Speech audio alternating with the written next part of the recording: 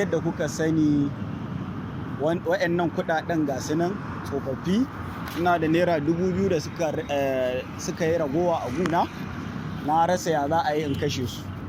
Saboda haka yanzu za mu ga ko akwai wanda zai iya karɓan su a gurina, ba kuma mu ga yaya mutane suke fama da wannan yanayi na wannan canjin kuɗi. Ku biyo mu, let's go.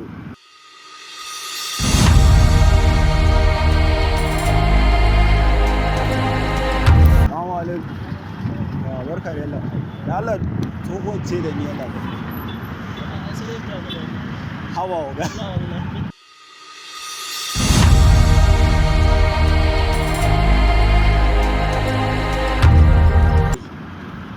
Allah tsohuwa ce da yi a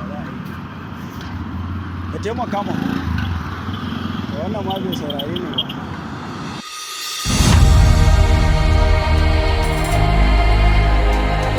So kun ga yadda dai abin yake ta kasancewa, masu adaidaita sun ki karɓa. Yanzu kuma za mu ji shagon airtel mu ga ko za su karɓi kuɗaɗen, wanda masu babur ba su karɓa ba. Let's go.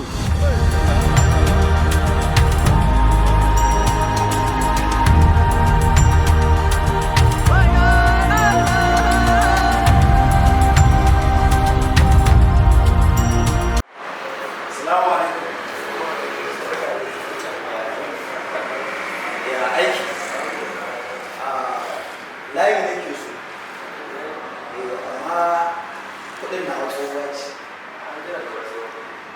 Yanzu ba za ka taimaka muku ko da tun da kun ga kuna aiki da kamfani ne, za ku iya kai ba wani ko ba a aiki da ba za ka